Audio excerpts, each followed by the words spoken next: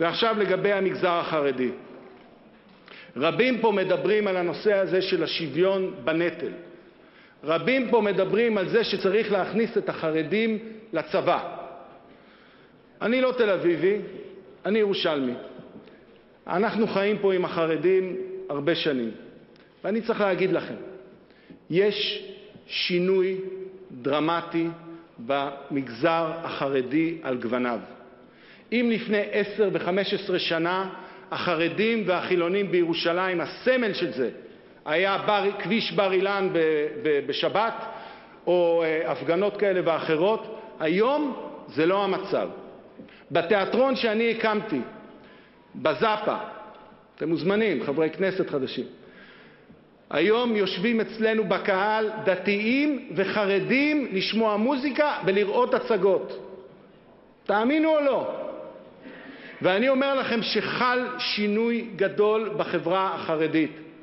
אני מסכים שצריך למצוא את הדרך כדי שגם הם ישרתו ויעשו שירות לאומי. אבל אני אומר לכם, בשש שנים האחרונות, אני באופן אישי הייתי מעורב בהעסקתן של אלפי חרדיות בעיקר בתוך ההייטק הישראלי. ואני אומר לכם שהדגם הזה יכול להמשיך בצורה דרמטית, והוא נכנס היום גם לגברים חרדים. אנחנו היינו שולחים את פיתוח התוכנה שלנו להודו ולסין. היום כמעט את כל התוכנה מפתחים פה בארץ עם נשים חרדיות, עם גברים חרדים, וזאת הזדמנות כלכלית, לא רק חברתית, כלכלית אדירה למדינת ישראל. אז אני מציע מתווה, ואני מקווה שמפלגת העבודה תוביל אותו, שהוא תעסוקה, אחר כך שירות לאומי, ואחר כך שירות צבאי. אבל אני רוצה להגיד גם לכם משהו, החרדים. אין פה הרבה היום.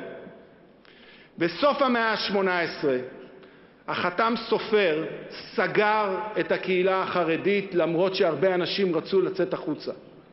בתחילת המאה ה-20 היו 1,000,000 יהודים בניו יורק ומקווה אחד. גם התנועה החרדית צריכה לפקוח את העיניים ולראות שהאנשים לא יוצאים מהחצרות שלהם ומתפקרים לגמרי, כי ההתבוללות הגדולה ביותר בעם היהודי הייתה במאה ה-19 ובמאה ה-20, בגלל שהמגוון החרדי לא הצליח להכיל את העם. ואנחנו חילונים, אבל גם לנו יש התייחסות ליהדות. אנחנו רואים את היהדות כמקור השראה ולא מקור סמכות. ואנחנו רוצים את הגשר, לא שיגידו שאנחנו אפיקורסים מוחלטים, ואת הגשר הזה אנחנו רוצים להתחיל לבנות בכנסת הנוכחית. נדבר לבסוף על הנושא המדיני. אי אפשר לבנות פה מציאות חדשה בלי הסדר מדיני אמיתי.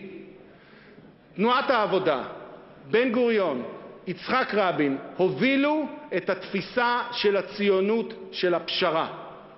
הפשרה הזאת היא גם פשרה מוסרית.